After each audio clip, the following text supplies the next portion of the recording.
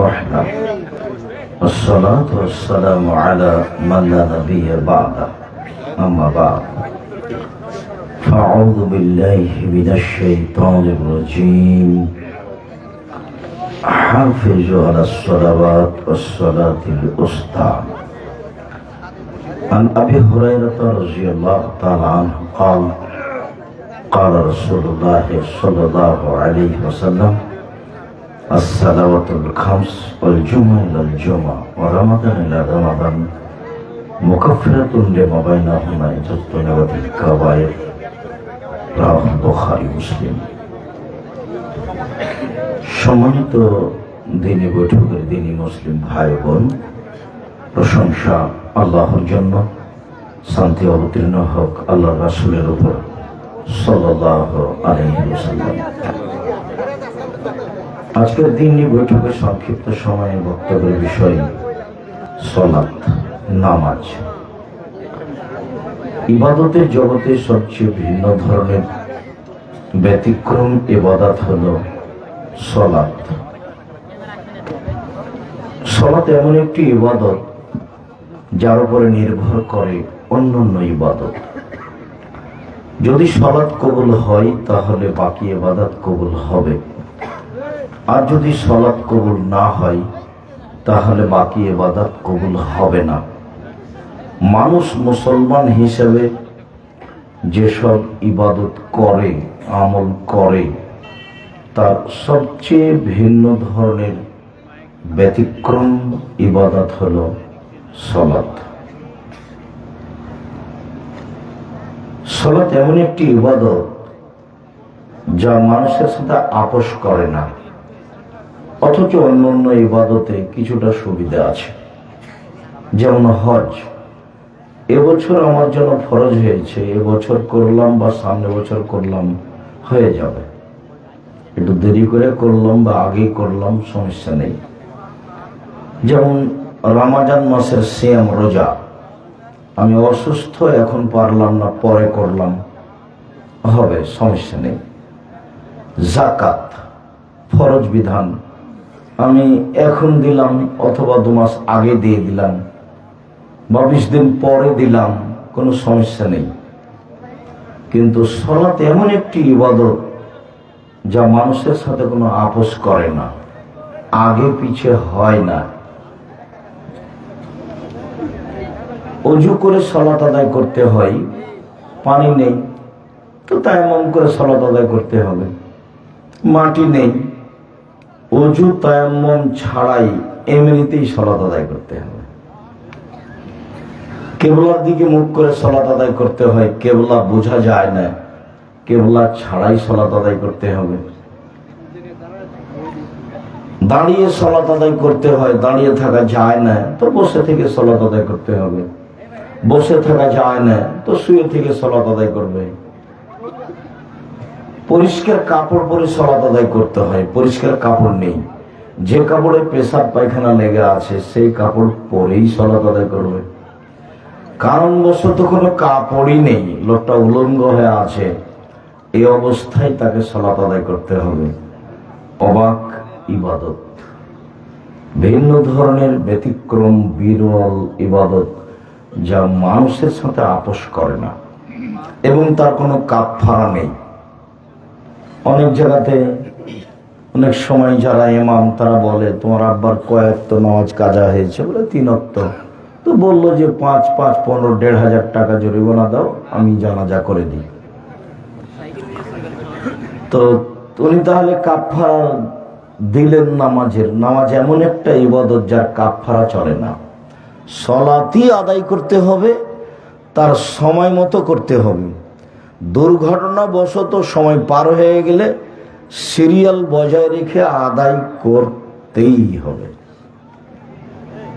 মানুষের জীবনে সবচেয়ে ব্যতিক্রম গুরুত্বপূর্ণ কাজ হলো সালাত আদায় করা। মানুষ হিসাবে এর চেয়ে কোনো গুরুত্বপূর্ণ কাজ মানুষের জীবনে নেই। আল্লাহ তাআলা বলেন, হাফিজু আলাস সালাওয়াত ওয়াস সালাতিল উসতা, পৃথিবীর মানুষ তোমরা 5 ওয়াক্ত সালাত আদায় করো বিশেষভাবে আসরের সলাত। আসরের সলাতকে ঠিক সময় মতো নির্ধারিত সময়ে আদায় করো। আবু হুরায়রা রাদিয়াল্লাহু তাআলা আনহু বলেন, রাসূল সাল্লাল্লাহু আলাইহি সাল্লাম বলেছেন, আউয়ালু মা ইউসআলুল আবদু ইয়াউমাল কিয়ামাহ সালাত। বিচারের মাঠে মানুষকে প্রথম যেটা জিজ্ঞাসা করা হবে সেটা সালাত। যখন আল্লাহ তাআলা মানুষকে তার পাপ নেকি সম্পর্কে জিজ্ঞাসা করবেন, সবাই মুখামুখি হবে আল্লাহর সামনে কথা বলার জন্য। লাইসা বাইনাহু ওয়া বাইনাহু তারজুমান, কোনো দোভাষী থাকবে না। আপনি যা বলবেন আল্লাহ তা বুঝবেন, আল্লাহ যা বলবেন আপনি তা বুঝবেন, কোনো দোভাষী থাকবে না। তাতে তিনি বলেছেন, ওই সময়ে লোকটি তার ডান দিকে লক্ষ্য করবে, ফাইয়ারা মা কাদ্দামা মিন আমালিহি, তখন তার জীবনের সব কর্ম ডান দিকে দেখতে পাবে। সুম্মা ইয়ানজুরু আশআমা মিনহু, তারপর সে তার বাম দিকে লক্ষ্য করবে, তখন সে তার সব কর্ম বাম দিকে দেখতে পাবে। যা দেখলো ডানে তা দেখবে বামে, যা দেখলো ডানে তা দেখবে বামে। সুম্মান ইয়ানজুরু ইলা ওয়াজহিহি, সামনের দিকে লক্ষ্য করলে ফায়ারান নার, তখন সে জাহান্নাম দেখবে। এখানেও আল্লাহর নবী একটা কথা বলেছেন যে ফাত্তাকুন নারা ওয়ালাউ বিশিক্কি তামারাতিন, তোমরা জাহান্নাম থেকে বাঁচো খেজুরের ছাল সমপরিমাণ দান করে হলেও। তার মানে দানে আসলেই মানুষ জাহান্নাম থেকে বাঁচবে, এটাই ঠিক। আর এখানে ছাল বলতে খেজুরের মূল অংশ যা মানুষে খায়, আর বীজ, এর মধ্যে একটা সাদা খুব চিকন পদার্থ আছে। আল্লাহ নবী বললেন এইটা সমপরিমাণ হলেও তোমরা দান করে জাহান্নাম থেকে বাঁচো। আর যখন আল্লাহ রাসূল মহিলাদের বললেন, তখন বললেন, ইয়া মাসার নিসা তাসাদ্দাকনা ফাইন্নী উরিতুকুন্না আকসার আলিন নার, মহিলারা শোনো, আমি তোমাদেরকে অধিকাংশই জাহান্নামে দেখছি। জাহান্নাম বলতে নারী আর নারী, আমি জাহান্নামে অধিকাংশই নারীকে দেখছি, তোমরা জাহান্নাম থেকে বাঁচো দান করে। আর আরেকটা কথা, যারা ব্যাগটা নিয়ে গেল, আপনি কি দিলেন না দিলেন, যা আপনি দেননি তা আপনার ক্ষতি হবে, ওই পরিমাণ ধ্বংস হবেই। আপনার পরিবারে অশান্তি নেমে আসবেই, কেউ ঠেকাতে পারবে না সময়ের গতিতে। যখন রাসূল সাল্লাল্লাহু আলাইহি ওয়াসাল্লাম দানের কথা বলেছেন, তখন তিনি এভাবে বলেছেন যে মা মিন ইয়াউমিন ইসবিহু ফিহি রাজুল ইল্লা ইয়ানজিলানি মালাকানি ও মালাকানি ইয়ানজিলানি, প্রত্যেক দিন সকালে দুইজন ফেরেশতা আকাশ থেকে নেমে আসেন। একজন বলেন আল্লাহুম্মা আতি লিকুল্লি মুনফিকিন খালাফা, আল্লাহ যে যতটুকু দিল তুমি তার ততটুকু পূর্ণ করে দাও। ওয়াকাল আখার, অপরজন বলেন আল্লাহুম্মা আতি লিকুল্লি মুমসিকিন তালাফা, আল্লাহ যে যতটুকু দিল না তুমি তার ততটুকু ধ্বংস করে দাও। হাদিস তো বুখারী মুসলিম। আপনি আর আমি কি বিবেচনা করব? বিবেচনার সুযোগ নেই, কথা এটাই। যার কারণে দানের যখন পরিবেশ আসে, তখন কম হলেও দান করে নিজেকে জাহান্নাম থেকে বাঁচাতে হবে, আর নিজের অর্থ সম্পদকে ক্ষতি থেকে বাঁচাতে হবে। দান করলে নিজে, আহাল পরিবার, জমি জায়গা, অর্থ সম্পদ সবকিছু নিরাপদে থাকে। আর দান না করলে সবকিছুর উপরে ক্ষতি, সমস্যা, বালা মুসিবত একটার পর একটা নেমে আসবে। আর মনে রাখা ভালো হবে যে দান হলো ইবাদত, এবং ইবাদতের জগতে সবচেয়ে শক্তিশালী ইবাদত। সালাত আদায় করে জান্নাত পাওয়া যায়, যেতে পারে, জান্নাত কিনা যায় না। হজ করে জান্নাত পাওয়া যায়, যেতে পারে, জান্নাত কিনা যায় না। সিয়াম পালন করে, রোজা থেকে জান্নাত পাওয়া যায়, যেতে পারে, জান্নাত কিনা যায় না। তাসবিহ তাহলিল জিকির আজকার করে, কোরআন তেলাওয়াত করে জান্নাত পাওয়া যায়, যেতে পারে, জান্নাত কিনা যায় না।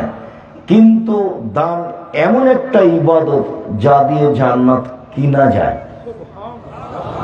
আল্লাহ তাআলা বলছেন, আমি জান্নাত বিক্রি করলাম তোমাদের টাকা এবং তোমাদের জানের বিনিময়ে।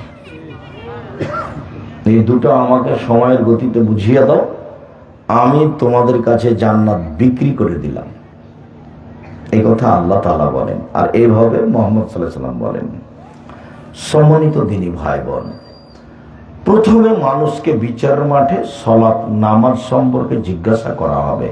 ফাইন সালাহাত সালাহু সায়রা আলাইহি, যদি তার সালাত কবুল হয় সব ইবাদত কবুল করা হবে। ফকিরকে 10টা টাকা দিয়েছে, সেটা কবুল হবে। হজ করেছে, সেটা কবুল হবে। ওয়াইন ফাসাদাত ফাসাদাল্লাহু সায়রা আলাইহি, আর যদি সালাত কবুল না হয়, এটা যদি বাতিল হয়ে যায়, তাহলে সব ইবাদত বাতিল বলে গণ্য হবে। আল্লাহ সব ক্রস চিহ্ন দিয়ে দেবেন, সব বাতিল। এক অবাক ইবাদত সালাত, এমন একটি ইবাদত যার উপরে নির্ভর করে অন্যান্য ইবাদত। এই ছেলে, এই যে বাহিরে গল্প করছে, পাড়াতে কোনো দেখাশোনা করার ছেলে নেই, কোন শরমে গল্প করো? তোমার একটু শরম লজ্জা হয় না কেন? আমি এখানে কথা বলছি, তুমি গল্প করো কি করে? আমি তো তোমার জন্য এসেছি। তোমার এতটুকু বোধোদয় নেই, বোধগম্য নেই, তোমার হিতাহিত জ্ঞান নেই। তুমি নিজেকে মানুষ মনে করো না, গরু ছাগল মনে করো, পশু প্রাণী মনে করো। আমি কথা বলছি, তুমি গল্প করছো কি করে? জায়গা থাকলে বসেন, আর জায়গা না থাকলে দাঁড়িয়ে থাকবেন। এক পায়ে দাঁড়িয়ে থাকবেন, কথা বলবেন না। আমি আপনার জন্য এসেছি এবং অনেক পথ অতিক্রম করে এসেছি। আমার মনে হচ্ছে যে এইভাবে আমি আর অতীতে কোনোদিন প্রোগ্রামে এইভাবে রাস্তায় যাইনি কোনোদিন। 90 সাল থেকে এ যাবত আপনি গল্প করবেন, এটা আমার জন্য গ্রহণীয় হবে? নোংরা নীতি ত্যাগ করেন। যদি অনুকূলে না হয় বাড়ি যান। এখানে এসে খামাখা ঢং করে গল্প করছেন কেন? তোমরা দেখো, ওই জায়গাখানে দেখো তো, পিছন দিকে দেখো তো, এই পড়ার কোনো ছেলেপিলা নেই। আচ্ছা, আনাস রাদিয়াল্লাহু তাআলা আনহু বলেন, রাসূল সাল্লাল্লাহু আলাইহি সাল্লাম বলেছেন, as-salatu salasatu athlasin, সালাত 3 ভাগে বিভক্ত। সালাত আদায় করলে 3টে জিনিস জরুরি করা লাগে। এক, আত-তাহুরু সালাসুন, ওযু হলো 3 ভাগের 1 ভাগ। মানে ওযু ঠিক হলে সালাতে যা নেকি হয় তার 3 ভাগের 1 ভাগ পেয়ে গেলাম। 2, রুকু সালাসুন, রুকু হলো 3 ভাগের 1 ভাগ। মানে সালাতের রুকুটা যদি ঠিকঠাক হয় তাহলে 3 ভাগের 1 ভাগ নেকি পেয়ে গেলাম। ও সুজুদ সালাসুন, সিজদা হলো 3 ভাগের 1 ভাগ। সিজদাটা যদি রাসূলের পদ্ধতিতে হয় তাহলে 3 ভাগের 1 ভাগ পেয়ে গেলাম। আর 3টাই যদি ঠিক না হয়, 1 নেকিও হবে না। যে পরিমাণ কম হবে সেই পরিমাণ নেকি কম হবে। এখন আল্লাহ রাসূল বলছেন তার পরের বাক্যে, ফামানাদাহা বিহাক্কিহা, কেউ যদি ঠিক ঠিক নীতি অনুযায়ী সালাত আদায় করে, কবুলাত সালাতুহু, তাহলে তার সালাত কবুল করা হবে। অকবুলা সায়রা আলাইহি, সব ইবাদত কবুল করা হবে। ওয়াইন রুদ্দাত আলাইহি সালাতুহু রুদ্দা আলাইহি সায়রা আলাইহি, আর যদি তার ইবাদত সালাত কবুল না করা হয়, ফেরত দেওয়া হয়, তাহলে সব ইবাদত ফেরত দেওয়া হবে। জীবনে যা করেছেন সবই বাতিল। সালাত এমন একটি ইবাদত যার উপরে নির্ভর করে অন্যান্য ইবাদত। মনে রাখতে হবে, মানুষের জীবনে সবচেয়ে জরুরি, ব্যতিক্রম, ভিন্ন ধরনের কাজ হলো ইবাদত, সালাত। মনে রাখবেন, জীবনে 4টা কাজ। 1, 5 ওয়াক্ত সালাত আদায় করা। 2, হালাল রুজি উপার্জন করা। 3, কোরআন মাজিদ তেলাওয়াত করা। 4, 2 জন বলে বসে আড্ডা না পিটা কোনো জায়গায়। এই যে আমরা এখানে কথা বলছি, আর ইতর শ্রেণীর, নোংরা শ্রেণীর মানুষ এই যে টিভি চালাচ্ছে, 5 জন 7 জন বসে আছে, ল্যাংটা মেয়ে দেখছে, ঘন্টার ঘন্টা বসে আছে। ওকে জিজ্ঞাসা করো যে আপনি ভালো মানুষ না খারাপ মানুষ, ওই বলবো যে আমি খারাপ। ধরেন একটা মানুষের লজ্জাবোধ থাকলে 5 জন 7 জন মিলে ল্যাংটা মেয়েকে দেখে বসে বসে আছে, আছে, গল্প করছে, দেখছে, দিন দিন ঘন্টার ঘন্টা কাটাচ্ছে। এগুলো পশু প্রাণী, গরু ছাগল, কুকুর শ্রীগাল। আল্লাহ তাআলা বলছেন বোঝে না ওরা, অন্তর আছে বোঝে না, দেখেও দেখে না ওরা, চক্ষু আছে দেখে না, শোনেও শোনে না ওরা, কান আছে শোনে না। উলাইকা কাল আনাম, তারা পশু প্রাণীর মতো, তারা গরু ছাগলের মতো, তারা কুকুর শ্রীগালের মতো। বালু মাজাল, বরং তার চেয়ে খারাপ, কুকুর শ্রীগালের চেয়ে খারাপ। ঘন্টার ঘন্টা বসে ল্যাংটা মেয়ে দেখে, নামাজ রোজা বাদ দিয়ে, আর মানুষের বদনাম করে, সে পশু প্রাণীর চেয়ে খারাপ, কুকুর শ্রেণীর চেয়ে খারাপ।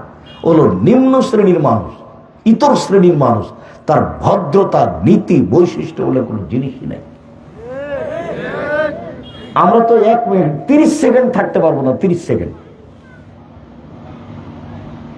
ওখানে যেখানে টিভি চলছে, 4জন 5জন মানুষ আছে, আমরা 30 সেকেন্ড দাঁড়াতে পারবো না। অথচ আপনার স্বভাব এত খারাপ, আপনার খাসলুক এত খারাপ, আপনার অভ্যাস এত খারাপ, আপনার অভ্যাস এত নোংরা, এত বর্বর, এত অসভ্য, যে ঘন্টার ঘন্টা আপনি একজন মুসলমান হয়ে ল্যাংটা মেয়ে দেখছেন আর বসে আছেন আর গল্প করছেন। ধর্ম পাগল হয়ে গেছে, হজ করে জান্নাত কিনবে, অত সহজ নয়। 4টা কাজ মনে রাখবেন। দোকানে এসেছেন, জিজ্ঞাসা করবেন লবণ আছে, 1 কেজি লবণ দেন। কাঁচামরিচ আছে, 200 কাঁচামরিচ দেন। নেওয়া হয়েছে, টাকা দেওয়া হয়েছে, আসসালামু আলাইকুম, এই পর্যন্ত সময়। একরাহুল কালাম বাদাল ইশায়, আল্লাহর নবী ইসা সালাতের পরে কথা বলা ঘৃণা করতেন। একরাহুল নাওমা কাবলা ইশায়, ইসার সালাতের পূর্বে তিনি ঘুমিয়ে যাওয়াকে ঘৃণা করতেন। এটা তার শিষ্টাচার, এটা তার বৈশিষ্ট্য, এটা মুসলমানের নীতি, এটা মুসলমানের শিষ্টাচার। মুসলমান কোনোদিন 4জন 5জন মিলে বসে গল্প করতে পারে না। যখন তার চরিত্র, তার অভ্যাস, তার খাসলাত যখন কুকুর শ্রীগালের মতো হয়ে যায়, তখন তার অনুভূতি কাজ করে না। আপনাকে এখানে একটা কথা শোনাই। আনাস রাদিয়াল্লাহু, এই ছেলে, তোমরা মোবাইলে বক্তব্য নকল রেকর্ডিং করছো না অন্য কিছু দেখছো? রাসূল সাল্লাল্লাহু আলাইহি সাল্লাম বলছেন, লা ইয়াকুনান্না ফি হাযিহিল উম্মাহ, আমার এই উম্মতে 3টে বিপদ নেমে আসবে 3টা কারণে। 1, ভূমিকম্প হবে। 2, আকার আকৃতি পরিবর্তন হবে।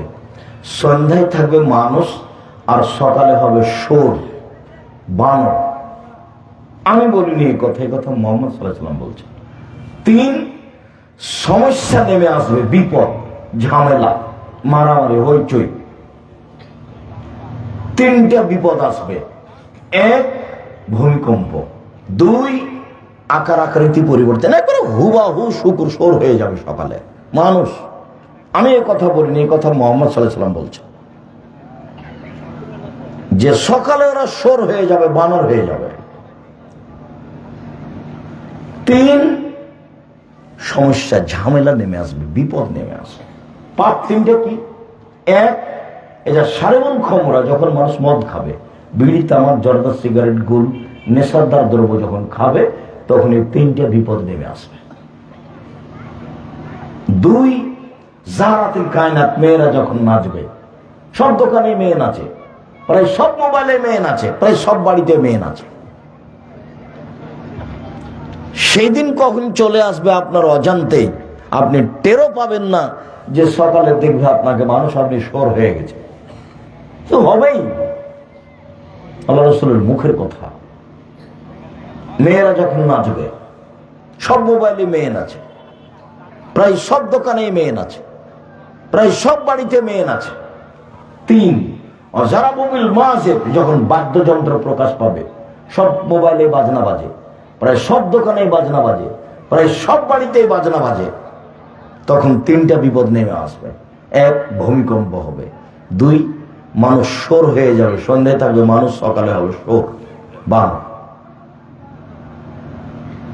এখানে একটা কথা বলে আমরা সামনে চলে যাই। আবার মানুষ শোর হবে এই কথা আল্লাহ নবী বললেন কেন? বানর হবে এই কথা বললেন কেন? বলতেন যে কুকুর শ্রীগাল হয়ে যাবে, বলতেন যে সাপ ব্যাং হয়ে যাবে। তো শুকুর আর বানর কেন? বানর এই জন্য যে মানুষ সবসময় অনুকরণ করবে খ্রিস্টানের, ইহুদি খ্রিস্টানের চলাফেরা, খাওয়া, থাকা, কাপড় চোপড়, পোশাক। এ দেখেন মাথার চুল উপর চতুর্দিক ছাড়া আছে, উপরে বড় চুল আছে, গেঞ্জি গায়ে দেওয়া আছে, পিছনে 10 লেখা আছে। ওটা দেখতে দেখতে সলাৎ শেষ। সব ওদের মতো চাল চলন করবে, অনুকরণ করবে মুসলমান হয়ে। মেয়ে, আপনার মেয়ে, আপনি হজ করেছেন, মেয়ে মাস্টার ডিগ্রি পাস করেছে, স্কিন পায়জামা পরে আছে, অঙ্গ প্রত্যঙ্গ সব দেখা যাচ্ছে। ইহুদি খ্রিস্টানদের সাথে আমার উম্মত মিশে যাবে। মিশে যাওয়াটাকে তিনি এইভাবে বললেন যে ডান হাতের বিঘত যেমন বাম হাতের সমান সমান সমান। আমার উম্মত ইহুদি খ্রিস্টানের সাথে নিয়মে, চলাফেরাতে, পোশাক আশাকে, খাওয়াতে, থাকাতে, খাতা কলমে মিশে যাবে সমান সমান।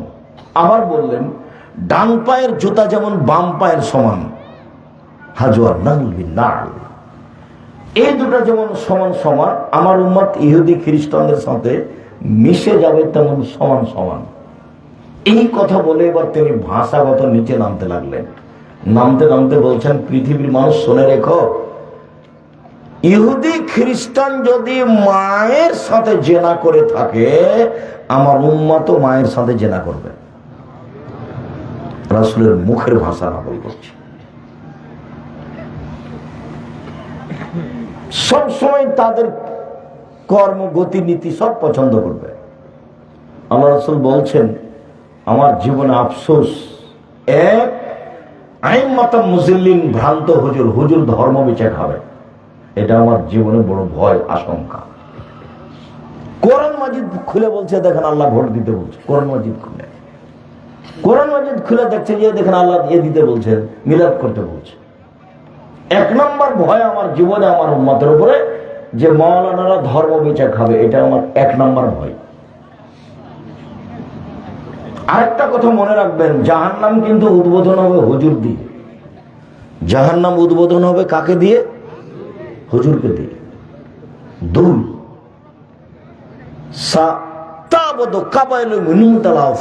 আমার উম্মত মূর্তি পূজা করবে। ঢাকায় এক বাড়িতে গেছি, তো বলছে আব্দুল রাজাক সাহেব, আমি আমার মাকে খুব ভালোবাসি। দেখেন সুন্দর করে মাকে সাজিয়ে ওই ভালো করে কাটটার দিয়ে ঝুলিয়ে রেখেছে, যে আমার মাকে আমি খুব সম্মান করি। তো আমি বললাম যে আপনি ইতর শ্রেণীর মানুষ, আপনি কুসন্তান, বলেন কি আপনি? আপনার মা আপনাকে রেখে যাওয়া, আপনার মায়ের যেন অভিশাপ, আপনি একটা কুসন্তান। কেন এভাবে? মানে যেদিন আপনার মাকে মাটি দিয়ে এসেছেন, সেদিন বাড়িতে আপনার মায়ের হজ করা একটা পাসপোর্ট সাইজের ছবি ছিল, সেটাকে একবারে টুকরা টুকরা করে ছিঁড়ে ফেলে দিয়ে কবরের পাশে গিয়ে আপনি বলতেন হাত তুলে, আল্লাহ আমার মাকে ক্ষমা করো, তখন আপনি হতেন সুসন্তান। তা আপনি আমার মাকে এভাবে ছবি রেখে সম্মান করছেন, আপনি আপনার মায়ের কি উপকার করেন? আপনাদের একটা অনুভূতিহীন মানুষ, আপনার বোধগম্যই নাই, ধর্ম তো বহু দূরের কথা।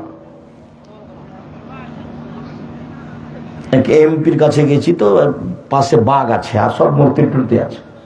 কার কি কাজে জন্য গেছিলাম, তো কিছু ভাইজান এগুলো একটু নামাতে হবে, সরাতে হবে। তো বলছে আর আমি খাঁটি আহলে হাদিস। মূর্তি পাশে রেখে আপনি খাঁটি আহলে হাদিস? তো যাক, মনে কিছু নিয়েন না, আমি যাই। আপনি না নামালে আমি এখানে বসতে পারি না। আচ্ছা আচ্ছা, ঠিক আছে ঠিক আছে, বসেন, এগুলো সব নামিয়ে দিচ্ছি। কোনোদিন কোথাও নত স্বীকার করা লাগেনি, আলহামদুলিল্লাহ। এইভাবে আল্লাহ রেখে দিয়েছেন। 90 সাল থেকে আছি মাঠে। ধর্মের ব্যাপারে জাতির কাছে কোনোদিন নত হওয়া লাগেনি, কারো পিছিয়ে পড়া লাগে না, আলহামদুলিল্লাহ। বলছিলাম, মানুষ বানর হবে কেন? মানুষ শোর হবে কেন? মুসলমান যেদিন ইহুদি খ্রিস্টানের অনুকরণ করবে, ওই হাদিসের দ্বিতীয়টাতে তিনি বললেন আমার উম্মত মূর্তি পূজা করবে, আর তৃতীয়টাতে বললেন সাত্তালতাহিকু কাবায়িরু মিন উম্মতি বিল মুশরিকিন, আমার উম্মত হিন্দুদের সাথে মিশে যাবে। আগে তো বাজনা বাজতো কাদের বিবাহে? হিন্দুদের। দৌড়িয়ে সব ছেলেরা যেত হিন্দুদের বিবাহে বাজনা বাজছে সেটা দেখতে। আর যত সব মূর্তি। তো আমার উম্মত হিন্দুদের সাথে মিশে যাবে। যখন তিনি দুঃখ করে কথা বললেন, তখন তিনি তিনটা কথা বললেন আফসোস করে। আমার আশঙ্কা, এক, হুজুর ধর্ম বিচার খাবে, ভ্রান্ত হুজুর হবে, ভ্রান্ত। দুই, আমার উম্মত মূর্তি পূজা করবে। তিন, আমার উম্মত হিন্দুদের সাথে মিশে যাবে। আর এখানে তিনি বলছেন যে আমার উম্মত ইহুদি খ্রিস্টানের সাথে এমন ভাবে মিশে যাবে যে ডান হাতের বিঘত যেমন বাম হাতের সমান সমান সমান, ডান পায়ের জুতা যেমন বাম পায়ের সমান সমান সমান, এইভাবে মিশে যাবে চাল চলনে, কথাবার্তাতে, পোশাক আশাকে। আপনার মেয়ে মানুষ পুরুষের পোশাক পরে আছে, মাথার সামনের দিক চুল ছোট করে আছে, আর আপনার কর্মতে একটা আমি ঠিক দেখি না। আপনি একটা আপনার ছোট মেয়ের ছেলের জন্য পেশাব পায়খানার একটা পট কিনেছেন, সেটা ঘোড়া। আপনি একটা প্লেট কিনেছেন, সেটাতে চিংড়ি মাছ। আপনি একটা আয়না কিনেছেন, সেটা হলো রুই মাছ। আপনি একটা তরকারির বাটি কিনেছেন, সেটা কাতল মাছ। আপনি ছেলে মেয়ের জন্য পোশাক কিনেছেন, তাতে কার্টন আছে। তো আপনার কোনটা অংশ ভালো? সকালবেলা তো উঠে আপনার ছেলে মেয়ে ঠাকুরের গান গায়। ঠাকুর, বাংলাদেশের মুসলমানের সবচেয়ে বড় শত্রু হলো রবীন্দ্রনাথ ঠাকুর। ঢাকা বিশ্ববিদ্যালয়ের শত্রু হলো রবীন্দ্রনাথ ঠাকুর। মুসলমানের শত্রু হলো রবীন্দ্রনাথ ঠাকুর। ইংরেজদের হাতে যেদিন আমরা জেলে হাজতে বিভিন্ন জায়গাতে নির্যাতিত, তখন ঠাকুর লন্ডনে আনন্দ করে। আর সেই ঠাকুরের গান আমার ছেলে মেয়ে দিন রাত বলে, ওমা তোমার আকাশ, ওমা তোমার বাতাস। ঠাকুর বলেছে, ও কালিমা তোমার আকাশ, ও কালিমা তোমার বাতাস। আমার ছেলে মেয়ে বলেনি, বলবে না ইনশাল্লাহ, আপনারটা বলেছে। আমি তো ঘৃণা করি, আমি তো বলেছি তোর বাপের আকাশ। 30 বছর আগে বলেছি।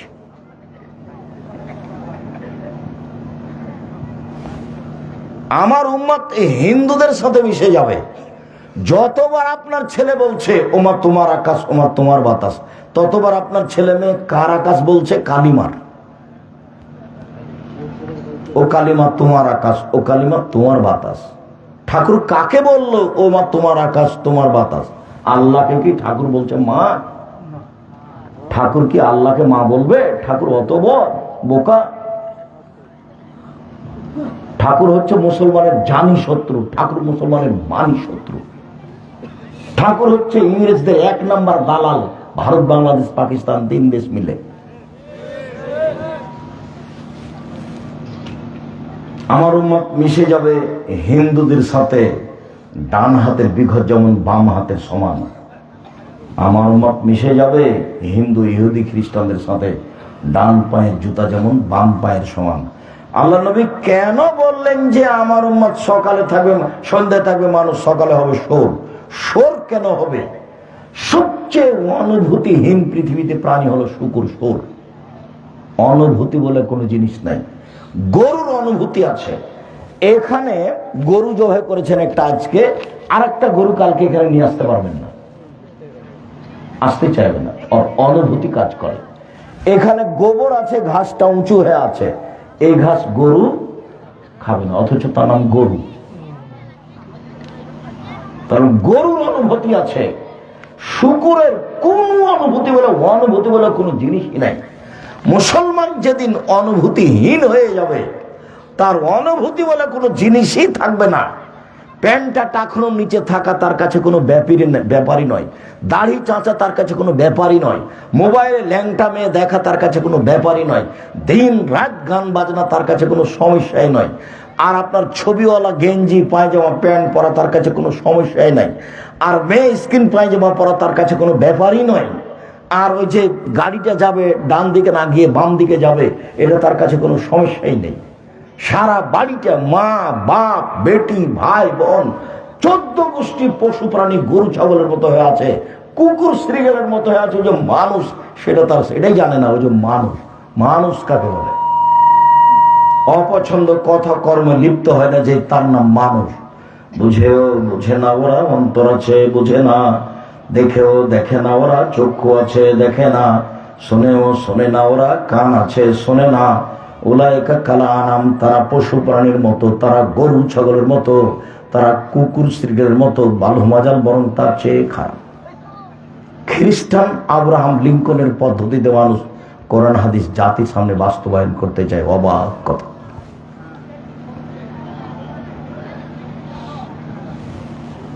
বলছিলাম সম্মানিত দিনী ভাই বোন, রাসূল সাল্লাল্লাহু আলাইহি সাল্লাম বলছেন, আমি কি তোমাদের বলে দিব না এমন একটা কথা যাতে পাপ মিটে যাবে, মান বেড়ে যাবে?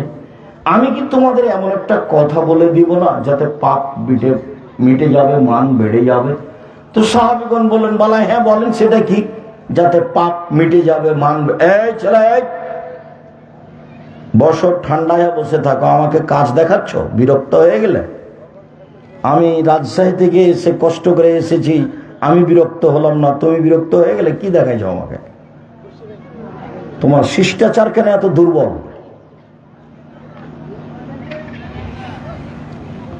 তো সাহাবীগণ বললেন, ঠিক আছে বলেন সেটা কি? তখন আল্লাহ রাসূল বললেন, ইসবাগুল ওযু, সুন্দর করে ওযু করলে পাপ মিটে যাবে, মান বেড়ে যাবে। 2, কাসরাতুল খুতাল মাসাজিদ, একটু পায়ে বেশি হেঁটে মসজিদে গেলে পাপ মিটে যাবে, মান বেড়ে যাবে। 3, ইন্তেজারুস সালাত বাদা সালাত, এক সালাতের নামাজের পরে আর এক সালাত পড়বো বলে অপেক্ষা করলে পাপ মিটে যাবে, মান বেড়ে যাবে। একদা আল্লাহ তাআলা আমাদের নবীকে বলছেন, হাল তাদরি ফিমা ইয়াহতাসিমুল বালাউল আলা, মুহাম্মদ সাল্লাল্লাহু আলাইহি ওয়াসাল্লাম আপনি কি বলতে পারেন উপরে কি নিয়ে হইচই হচ্ছে? তখন আল্লাহ রাসূল বললেন, হ্যাঁ আমি বলতে পারি উপরে কি নিয়ে হইচই হচ্ছে। তারপর আল্লাহ রাসূল বললেন, ফিল কাফারাত, মানুষের পাপ কিসে মিটে যাবে, কিভাবে মান বেড়ে যাবে, এই নিয়ে ফেরেশতাগণ বলা বলি করছেন। 1, ইসবাগুল ওযু আলাল মাকারিহি, কষ্ট করে ভালো করে ওযু করলে পাপ মিটে যাবে, মান বেড়ে যাবে। 2, আল মাকসু ফিল মাসাজিদ বাদা সালাওয়াত, সালাতের পরে মসজিদে বসে তাসবিহ তাহলিল জিকির আজকার করলে পাপ মিটে যাবে, মান বেড়ে যাবে। 3,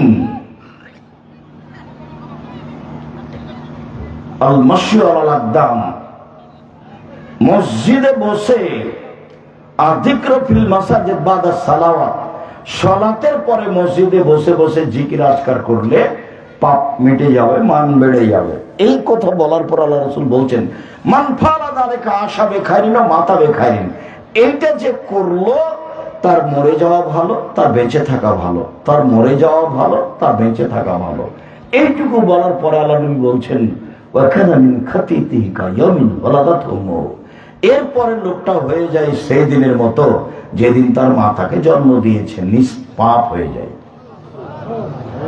নিষ্পাপ হয় কিভাবে?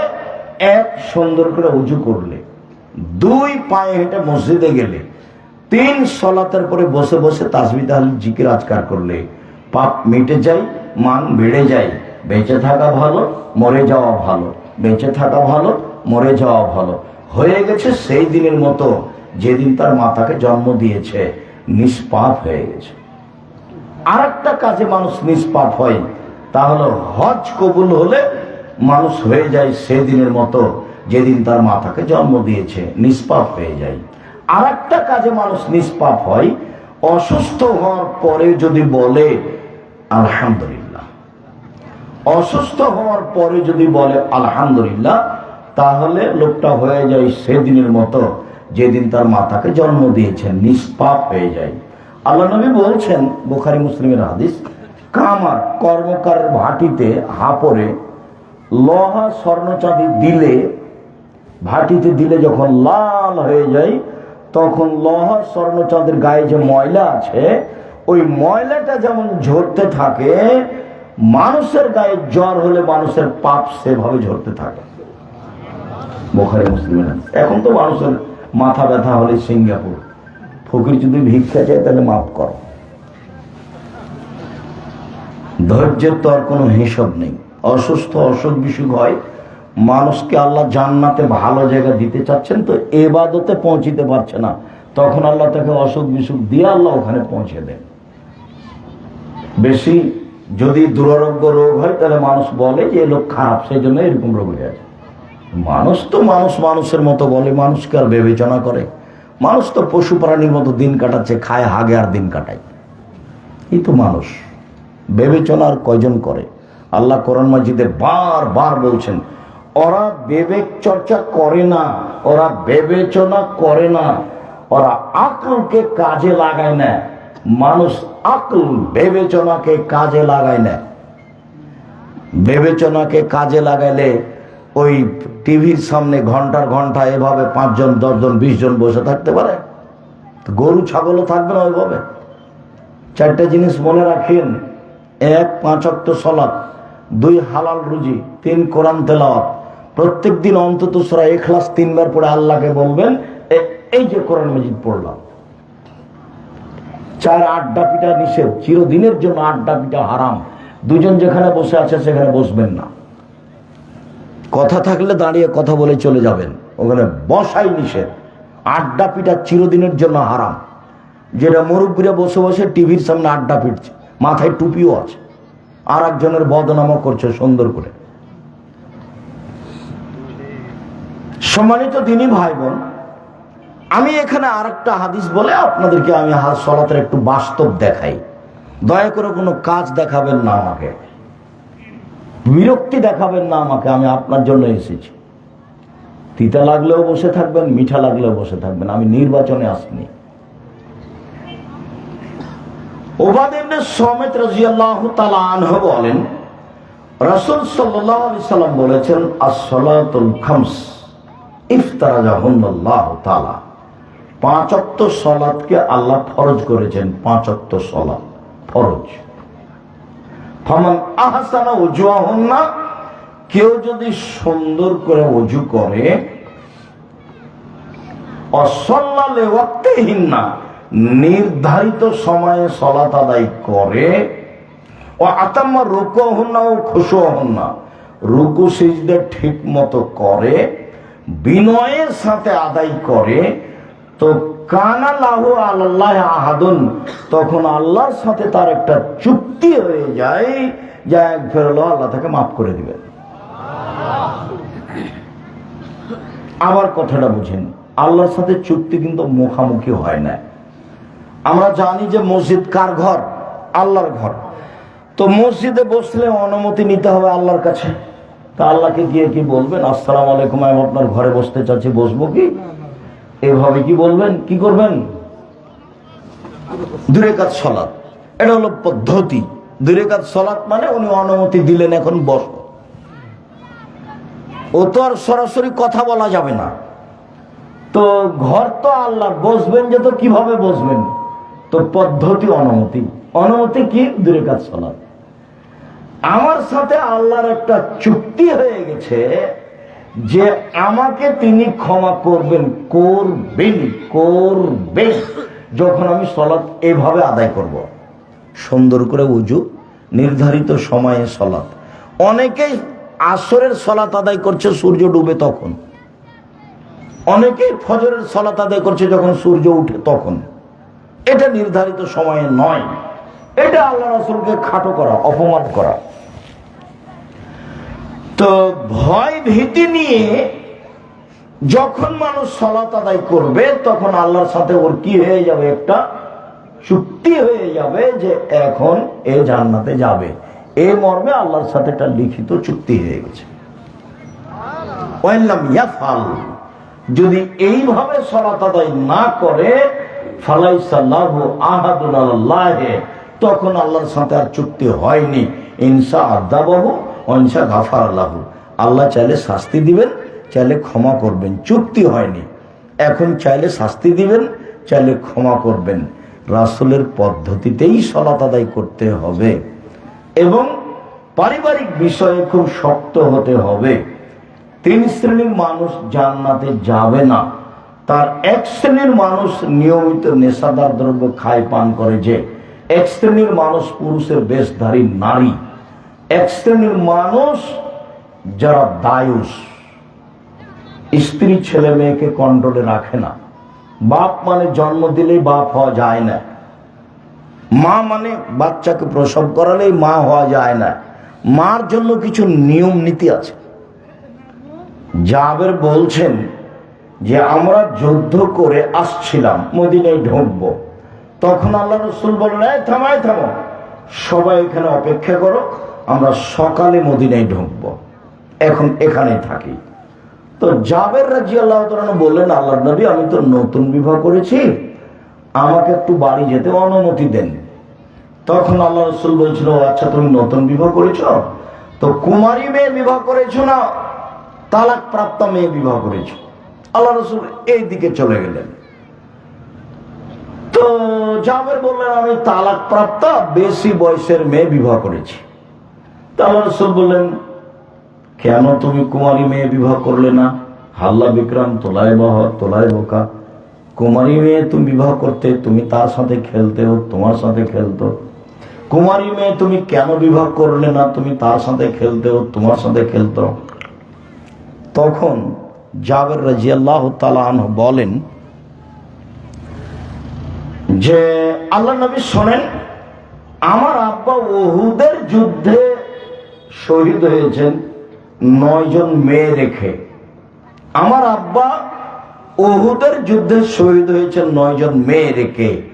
আক্রাহু আন আতাযাওয়াজা বিসলাহুন্না ওয়া ফি রিওয়ায়াতিন খারকা, আমার বোনদের মতো কম বয়সের কম বুদ্ধির মেয়েকে বিবাহ করা পছন্দ করিনি 4টা কারণে। আমার বোনদের সমবয়সের কম বয়সের কম বুদ্ধির মেয়েকে বিবাহ করা পছন্দ করিনি 4টা কারণে। এক, লিতুআল্লিমাহুন্না, আমার স্ত্রী যেন আমার বোনদেরকে বিদ্যা শিখাতে পারে। মায়ের কাজ কি? বাচ্চাদেরকে বিদ্যা শিখানো। 2, লিতুআদ্দিবাহুন্না, আমার স্ত্রী যেন আমার বোনদেরকে শিষ্টাচার শিখাতে পারে। শিষ্টাচার, শিষ্টাচার কি জিনিস? শিষ্টাচার হলো ঘোড়ার ডিম। শিষ্টাচার মানুষ কি বুঝবে? শিষ্টাচার, শিষ্টাচার জীবনে কোনোদিন পাতা পড়ে না। শিষ্টাচার কি? একটু বলে ফিরে আসছে। 3, তুরাজ্জিলাহুন্না, আমার স্ত্রী যেন আমার বোনদের মাথার চুল চিরুনি করে, সাজগোজ করে, সুন্দর করে, পরিপাটি করে রাখতে পারে। এই জন্য বেশি বয়সের মেয়ে বিবাহ করেছি। 4, তাকুমা আলাইহিন্না, আমার স্ত্রী যেন আমার বোনদেরকে পাহারা দিতে পারে। পাহারা। তো আপনার মেয়ে এখানে আছে, আপনার স্ত্রীও আজকে এখানে আছে। আপনার মেয়ের নখটা বড় আছে, নখে নেইল পালিশ আছে। তো ইহুদি খ্রিস্টানদের পতিতালয়ের মেয়েদের বৈশিষ্ট্য হচ্ছে নখে নেইল পালিশ দেওয়া। ইহুদি খ্রিস্টানদের পতিতালয়ের মেয়েদের বৈশিষ্ট্য হচ্ছে নখে নেইল পালিশ দেওয়া। তো এবার বলেন, আপনার স্ত্রী কি আপনার মেয়েকে শিষ্টাচার শিখিয়েছে? আপনি কি শিখিয়েছেন? আমি জানি এটাই আপনার মেয়ের মা, এটা আপনার স্ত্রীর কথা জানি, কিন্তু আমি জানার পরে বলেছি আপনার মেয়েকে যে আপনার মেয়ে যেন আপনার স্ত্রীকে খালা বলে ডাকে, সৎ মা বলে ডাকে। ও তো পরিবারের সাথে খারাপ আচরণ করেছে। ওর মেয়ের নখ বড় থাকবে কেন? কেন নেইল পালিশ দেওয়া থাকবে? ও মা নয়, ও সৎ মা, ও খালা। মা তো মাই। শিষ্টাচার কি জিনিস? শিষ্টাচার কি জিনিস?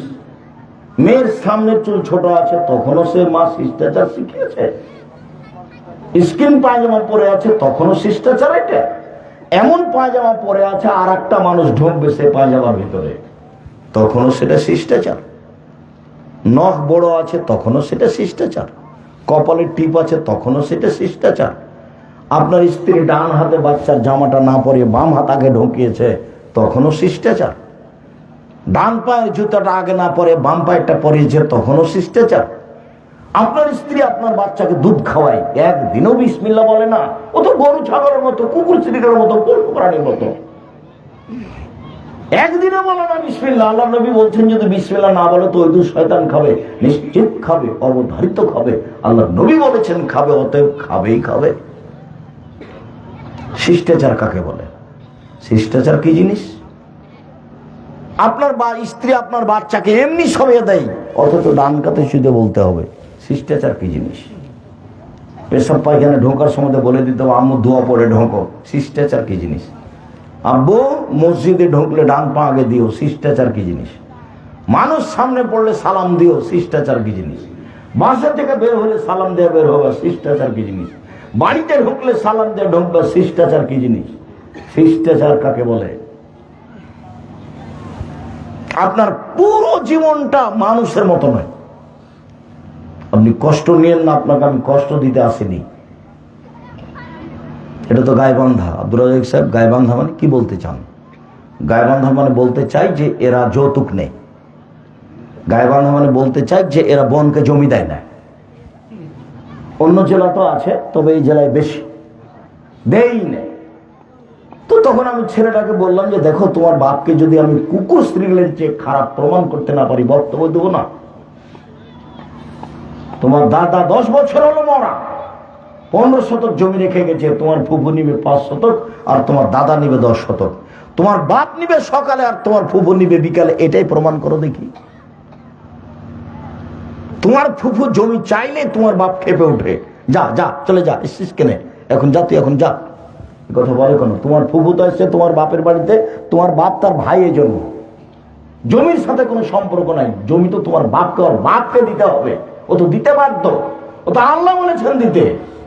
আর খেতে দিতে হবে বোন, সেই জন্য ওই বোনের তালাক হয়ে গেল, ওই বোন আবার এই ভাইয়ের কাছে আসবে, ওর কাছে থাকবে, ওরই কাছে খাবে, এই জন্য ওর কাছে ডবল 10 শতক আছে। ওই বোনের স্বামী মারা গেলে ওই বোন কোথায় আবার ফিরে আসবে? বুঝা জানে কথা নাকি? ভাইয়ের কাছেই ফিরে আসবে। আপনার আব্বা মারা গেলে আপনার যত বাপের বন্ধু বান্ধব ছিল সব কোথায় আসবে? আপনার কাছে আসবে। আপনি হচ্ছেন এই পিতার ছেলে, আত্মীয় স্বজন দেশবাসী সব আপনার কাছে আসবে। এই জন্য আপনার কাছে আছে 10 শতক জমি, আর আপনার বোনের কাছে আছে 5 শতক জমি। সব সম্পর্ক আপনার উপরে আছে। দেশবাসী, এলাকাবাসী, আত্মীয় স্বজন, বাপের বন্ধু বান্ধব, আত্মীয় স্বজন সব, বোন ভাগনা ভাগ্নি সব আপনার কাছে আসবে। বুঝাতে পারিনি কথা মনে হয়? এই জন্য এখানে বেশি জমি দেওয়া আছে আর ওখানে কম দেওয়া আছে। আর আমি তো বলেছি, ভিক্ষা করা টাকা দিয়ে চাউল কিনে ভাত খেয়ে ইবাদত কবুল হবে। যৌতুকের টাকা দিয়ে চাউল কিনে ভাত খেয়ে ইবাদত কবুল হবে না। যৌতুক টাকা হারাম, যৌতুক হারাম। যৌতুক নাও কেন? ভিক্ষা করে খাওয়া, বাপ বেটা ভিক্ষা করে খাওয়া, যৌতুক নিয়েছো কেন? দেখো তোমার বাপের মুখখান কালো হয়ে গেছে, ভিড় মৃত্যু তোমার বাপ। 24 ঘন্টার মধ্যে টাকা পয়সা, মোটরসাইকেল টাকা পয়সা ফেরত দিবা। পশু প্রাণীর মতো বেঁচে থেকে লাভ নেই, কাজ করে খাবো। আব্দুর রাজ্জাক বিন ইউসুফ বলেছেন, চকলেট বিক্রি করে খাবো, সারাদিন চকলেট বিক্রি করবো, 300 টাকা লাভ হবে, এই যে রুজি। মানুষের বাড়িতে কাজ করবো, দিন গেলে 500-600 টাকা পাবো, এই যে রুজি, সম্মানিত রুজি। যৌতুক নিব কেন? 24 ঘন্টার মধ্যে ফেরত দিবা।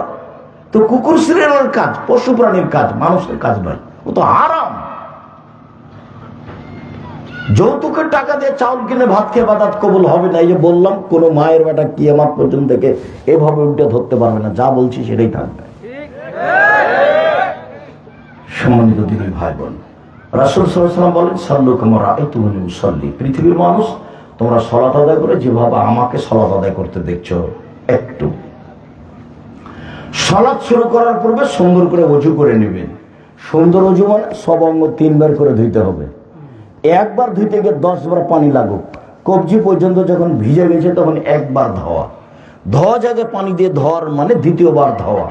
ধোয়া জায়গায় পানি দিয়ে ধোয়ার নাম তৃতীয়বার ধোয়া। এ হলো সুন্দর ওযু। সুন্দর করে ওযু করে দিবেন। পেশাব পায়খানার কাজ থাকলে আগে সেরে আসেন। পেশাব পায়খানা শেষে পানি দিয়ে পবিত্রতা অর্জন করবেন, এটাই বিধান। আগে ঢের টিস্যু পেপার, পরে পানি, এটা মিথ্যা।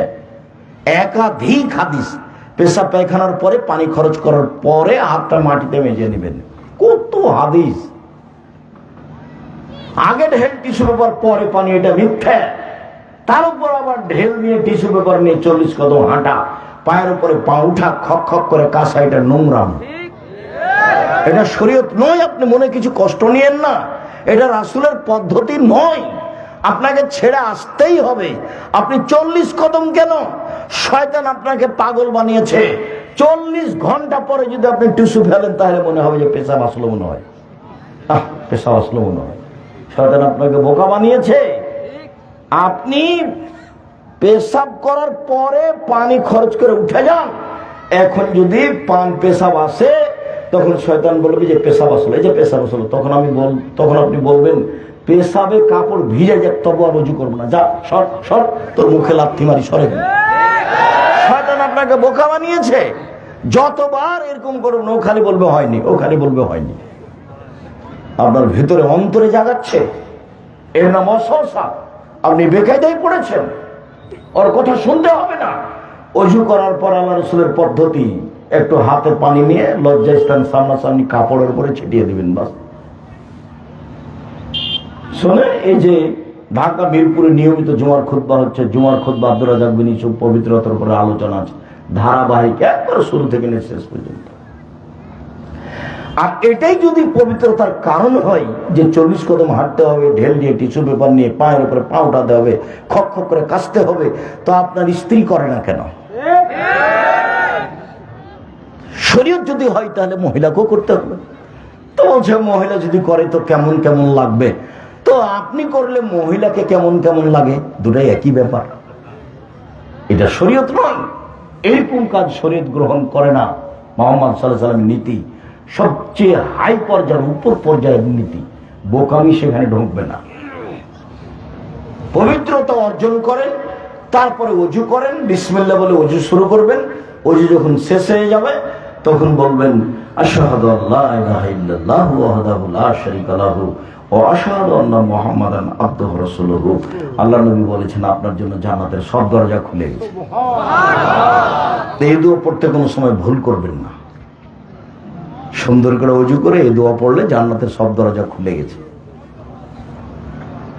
সুন্দর করে উজু করার পরে যখন মসজিদের দিকে যাবে তখন আল্লাহ রাসূল বলেছেন যে খারাজা মিনাজ যুনুবে নাকিয়া মিনাজ যুনুবে, এখন একবারে পাপ থেকে পবিত্র হয়ে গেছে। এখন তো সালাত কি হবে? বলে সালাত তার জন্য নফল হয়ে যাবে। এখন সালাত তার জন্য মান বাড়াবে। পাপই তো নেই, পাপ সব কি হয়ে গেছে? অজুতে মুছে গেছে, ক্ষমা হয়ে গেছে। অজু করাতে মুছে গেছে, ক্ষমা হয়ে গেছে। তো এখন সালাত আদায় করে কি হবে? সালাত আদায় করে মান বেড়ে যাবে। আল্লাহ রাসূল বলছেন অজু ইয়াতে বাবা কানা কাবলাহু, অজু অতীতের সব পাপকে মুছে দেয়। সুন্দর করে অজু করেছেন, আল্লাহু আকবার বলে সালাতে দাঁড়াবেন। দুই পায়ের মাঝে ফাঁকা থাকবে, শরীরের ভারসাম্য বজায় রাখার জন্য যতটুকু ফাঁকা লাগে। বোঝা যায়নি কথা? যারা বলছে চাপানগঞ্জে বিভিন্ন বৈঠকে বলে বুবু যখন নামাজে দাঁড়াবা বুবু তখন দুই পায়ের গোড়ালি জমা রাখিও বুবু, যদি দুই পায়ের গোড়ালি ফাঁকা রাখো বুবু তো লজ্জা স্থানের যোগাযোগ বুবু মাটির সাথে হবে, মাটি অভিশাপ করবে বুবু। সব কথাই নাকি বুখারীতে আছে, এইভাবে বলছে। বুবু শাড়ি পরে নামাজ পড়লে বুবু ল্যাঙ্গট পরিও, ল্যাঙ্গট না পড়লে বুবু লজ্জা স্থানের যোগাযোগ মাটির সাথে হবে, মাটি তখন অভিশাপ করবে বুবুর। সব কথাই নাকি বুখারীতে আছে। দিনাজপুরে এক হেডমাস্টার আমাকে বলছে ভাইজান বলতে পারেন আমার খাট চৌকি থেকে নিয়ে বারান্দা পর্যন্ত মাদুর বিছা আছে কেন, বস্তা বিছা আছে কেন? তা তো বলতে পারছি না ভাইজান। স্ত্রী মিলনের পরে পা যদি মাটিতে লাগে তাহলে মাটি অভিশাপ করবে, এই জন্য খাট থেকে নেমে আগে কিসে পা রাখি? বস্তার উপরে। তারপরে বারান্দায় কি আছে? স্যান্ডেল, জুতো আছে, ওখানে পা দিবে। এটা শিক্ষিত মানুষের কথা বলছে। কিভাবে শিখ ঢুকে আছে। আর এটা তো গায়েবান্ধা বাড়ি ঘর তেমন নেই, সব ফাঁকা। ওখানে এক বউ রান্না করছে, এখানে এক বউ, সব ঢুকলে সবাই দেখতে পাই সবাকে। সাতক্ষীরার মতো। সাতক্ষীরা মানে আব্দুর রাজ্জাক সাতক্ষীরা মানে ওইদিকে একটা ঘর এইদিকে একটা ঘর, মধ্যে গরুর গাড়ির রাস্তা। এটা বাড়ি নয়, বাড়ি চতুর্দিক ঘেরতে হবে, ইট দিয়ে নয়, টিন দিয়ে নয়, ছালা বস্তা দিয়ে। একটা দরজা থাকবে, বিসমিল্লাহ বলে রাতে দরজা বন্ধ করতে হবে, সালাম দিয়ে ঢুকতে হবে। দরজাই নাই, সবই যে ফাঁকা। ট্রেন স্টেশনের মতো যে মনে হচ্ছে। যাযাবরী জীবন যাপন, এই জীবন চলবে না, এটা বাতিল। যমুনার ওই পারে মানুষের ডবল বাড়ি, একটা ভেতর বাড়ি একটা বাহির বাড়ি। ভেতর বাড়িতে মহিলারা থাকে, বাহির বাড়িতে কাজের লোক থাকে।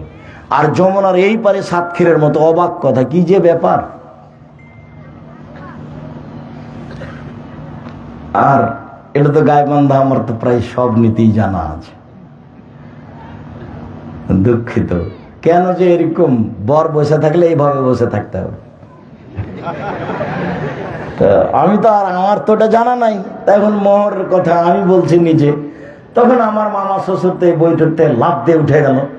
লাফ দিয়ে উঠে গিয়ে বাড়িতে গিয়ে বলছে আমার শাশুড়িকে, বিবাহ বন্ধ করে দাও, বিবাহ উঠিয়ে দাও, বিবাহ উঠিয়ে দাও। জামাই যদি বিবাহের বৈঠকের কথা বলে তাহলে এই জামাই ভালো নয়, এটা বাদ দাও, এটা উঠিয়ে দাও, বিবাহ কর দেওয়া হবে না। দিয়ে একবারে ব্যাগ বলতে রাগ করে বাড়িতে চলে গেল। হ্যাঁ, টাকা দিব, আমি আর কথা বলবেন আপনি। এটা হলো বরই কথা বলবে, বর বলে বসে থাকতে হবে মুখের মধ্যে, কেবলা মুখিয়ে কি ঢং একটা। এটা তো আরো অবাক, গাইবান্ধার জন্য অবাক হতে হয়। এটা আবার রাজশাহীতে আমি দেখিনি। অবাক সেটা কি, তো চ্যাংড়া পিলে ছুল্লু মানুষজন সবাই গেছে মেয়েটার কাছে বিবাহ পড়াবে। তো হুজুর গেছে, বলে অমুক নেবাসী অমুক এত টাকা নগদ, এত টাকা বাকি, তোমাকে বিবাহ করতে এসেছে, তুমি তাকে স্বামী সত্ত্বে কবুল করো। তখনও বলছে কবুল করলাম। তো 2-3 বার বলিয়েছে। এবার এরা এসে ওই যেখানে বর বসে আছে সেখানে দাঁড়িয়ে আছে। তখন বসে থাকা লোকগুলো বলছে, আপনারা কে? তখন বলছে, আমরা এই বিবাহের উকিল। মেয়ে কবুল করেছে? জি করেছে। আপনারা শুনেছেন? জি শুনেছি। মনে হচ্ছে হিন্দুদের বিবাহ লেগেছে, কলার গাছের চতুর্দিকে ঘুরে ধর্ম পাগল হয়ে গেছে। গাইবান্ধায় এসে ধর্ম পাগল হয়ে গেছে। সম্মানিত দিনী ভাই বোন, আল্লাহু আকবার। কার সামনাসামনি, কানের লতি ধরতে হবে না, কানের লতিতে আঙ্গুল ঠেকাতে হবে না। কাঁধ সামনাসামনি, আঙ্গুলগুলি জমা জমা থাকবে। ডান হাতের কবজি বাম হাতের কবজির ওপরে, সহিহ হাদিস। ডান হাত বাম হাতের বাহুর ওপরে, সহিহ হাদিস। দুটাই ঠিক। বুকের ওপরে রাখবেন 5টি সহিহ হাদিস। নাভির নিচে রাখবেন 3টি জয়ীফ হাদিস।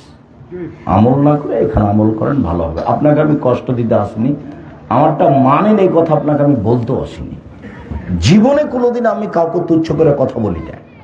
কোনোদিন মাঝাবকে নিয়ে একটা পাতা পড়িনি। দীর্ঘ 30 বছরে, 90 সাল থেকে 34 বছরে, 35 বছর চলছে, ওই পাতা আমি পড়ি না। কেউ যদি আমাকে ধুয়ে ছেড়ে দেয় তো আমি তার নামটা মুখে নিয়ে। এখানে হাত বেঁধে আপনি দোয়া পড়ুন। আল্লাহু আকবার বলার পূর্বে আপনি কোনো কথা বলবেন না। আল্লাহু আকবার এমন পাওয়ারফুল শব্দ যে আল্লাহু আকবার বলার পূর্বে বিসমিল্লাহ চলবে না। ওই যে ওযু করেছেন, দোয়া পড়েছেন, বাস আল্লাহু আকবার। আল্লাহু আকবার বলার পূর্বে কোনো দোয়া পড়বেন না, যার নাম হচ্ছে নিয়াত। সশব্দে নিয়াত করলে রাসূলকে অপমান করা হবে, ইবাদত কবুল হবে না। আল্লাহু আকবার বলে আপনি বলবেন, আল্লাহুম্মা বা'id বাইনি ওয়া বাইনা খাতায়ায়া কামা বা'adta বাইনাল মাশরিক ওয়াল মাগরিব। আল্লাহুম্মা নাক্কিনি মিনাল খাতায়া কামা ইয়ানক্কা আস-সাওবুল আবিয়্যু মিনাদ দানাস। আল্লাহুম্মা আগসিল খাতায়ায়া বিল মা'i ওয়াস-সালজি ওয়াল বারাদ। হে আল্লাহ, আমার থেকে আমার পাপকে অত দূরে রাখো, পূর্ব পশ্চিম যত দূরে আছে, পাপ যেন আমার পাশে না আসে। তুমি আমাকে ধুয়ে পরিষ্কার করে দাও পাপ থেকে, যেমন ভাবে সাদা কাপড়কে ময়লা থেকে ধুয়ে পরিষ্কার করা হয়। তুমি আমাকে পাপ থেকে ধুয়ে দাও, বরফ দিয়ে, তুষার দিয়ে, ঠান্ডা পানি দিয়ে ধুয়ে দাও। আমার পাপকে একবার ধুয়ে মুছে আমাকে পরিষ্কার করে দাও। আউযু বিল্লাহি মিনাশ শাইতানির রাজিম। বিতাড়িত শয়তান থেকে পরিত্রাণ চাচ্ছি। বিসমিল্লাহির রহমানির রহিম। পরম দাতা দয়ালু আল্লাহর নামে আরম্ভ করছি। আলহামদুলিল্লাহি রাব্বিল আলামিন। বিশ্ব জগতের প্রতিপালকের প্রশংসা। আর রহমানির রহিম, তিনি হচ্ছেন পরম দাতা দয়ালু। মালিক ইয়াউমিদ্দিন, তিনি হচ্ছেন বিচার দিনের মালিক। ইয়াকা না'বুদু, একমাত্র তোমার ইবাদত করি। ওয়া ইয়াকা নাস্তাইন, একমাত্র তোমার কাছে সাহায্য চাই। ইহদিনাস সিরাতাল মুস্তাকিম, তুমি আমাকে সোজা সঠিক পথ দেখাও। সিরাতাল্লাযিনা আন'আমতা আলাইহিম, ওদের পথ দেখাবে তুমি যাদের প্রতি দয়া করেছো। গায়রিল মাগদুবি আলাইহিম ওয়ালাদ-দাল্লিন, ওদের পথ দেখাও না যাদের প্রতি তুমি অসন্তুষ্ট হয়েছ। যারা ভ্রান্ত তাদের পথ তুমি দেখাও না। আমিন। দীর্ঘ সময় ধরে তোমার পর দরবারে যে দোয়া করলাম, প্রার্থনা করলাম, এটা তুমি কবুল করো। বিসমিল্লাহির রহমানির রহিম। পরম দাতা দয়ালু নবী আরম্ভ করলাম, কুল আল্লাহু আহাদ। হে নবী আপনি বলুন, আল্লাহুস সামাদ, আল্লাহ একক নিরপেক্ষ মুখাপেক্ষীহীন। লাম ইয়ালিদ, তিনি কাউকে জন্ম দেননি। ওয়ালাম ইউলাদ, তিনি কারো থেকে জন্ম নেননি। ওয়ালাম ইয়াকুল লাহু কুফুওয়ান আহাদ, তার সমকক্ষ কেউ নেই। আল্লাহু আকবার। হাত ওই পর্যন্ত উঠাবেন, খুলে নিয়ে যেভাবে প্রথমবার উঠিয়েছে। তারপরে রুকুতে যাবেন। রুকুতে যাওয়ার পূর্বে দু একটা কথা, পিঠের হাতটা একবার লম্বা করে রাখবেন, মাথা উঁচু হবে না, নিচেও হবে না। হাত দুটি রডের মতো সোজা হয়ে থাকবে, আঙ্গুল খোলা খোলা থাকবে, হাঁটু চেপে ধরে থাকবেন। কোমর থেকে সামনের ওজন হাতের উপরে থাকবে, কোমর থেকে সামনের ওজন হাতের উপরে থাকবে, আঙ্গুল খোলা খোলা থাকবে, হাঁটু চেপে ধরে থাকবেন। বলবেন সুবহান রাব্বিল আযীম। উঁচু আল্লাহর পবিত্রতা বর্ণনা করছি যতবার পারে। 3-এর বর্ণনা ঠিক নয়, 10-এর ঠিক নয়, 5-এর ঠিক নয়, যে যা পারে।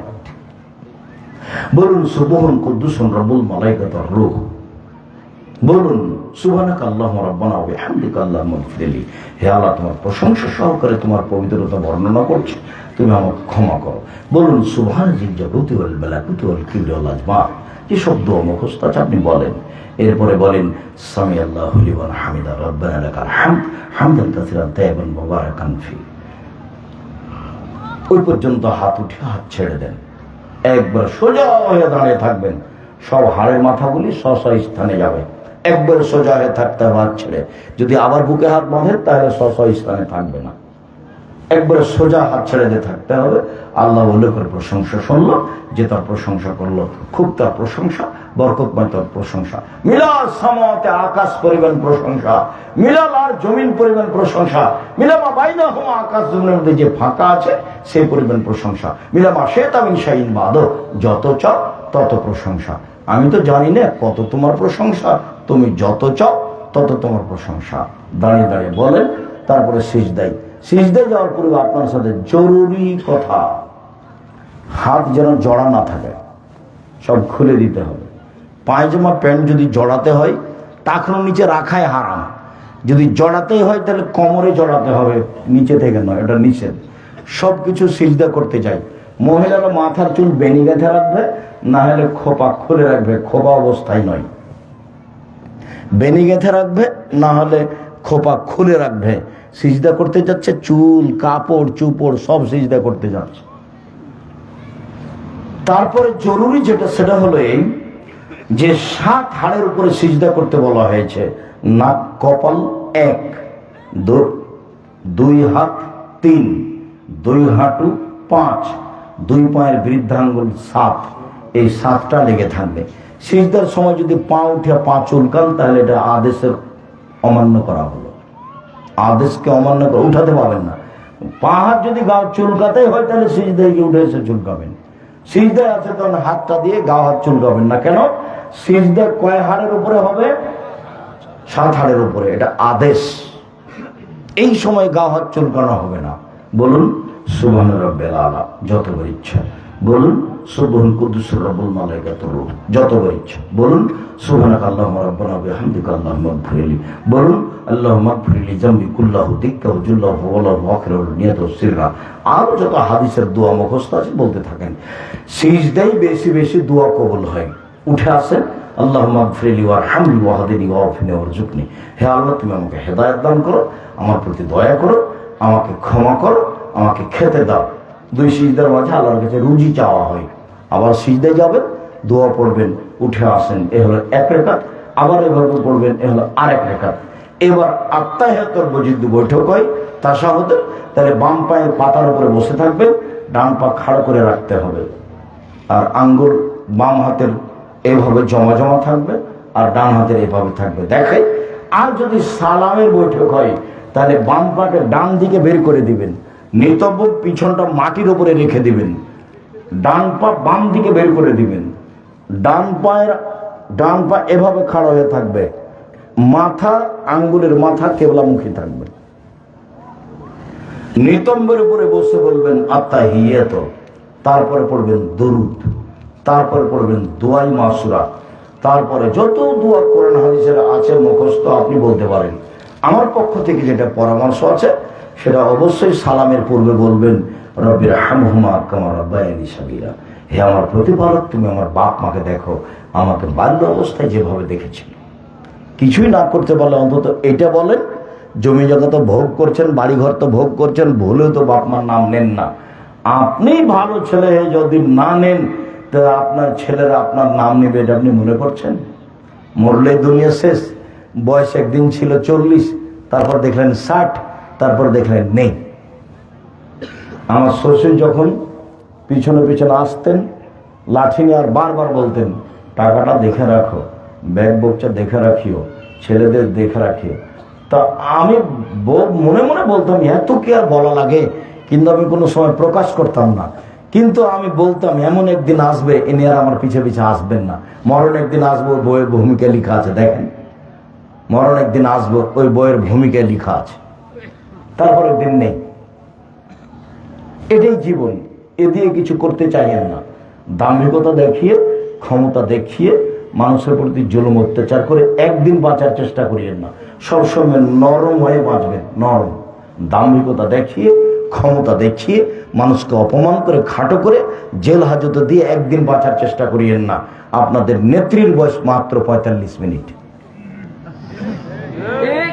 জুলুম করলে সে নেমে আসবে।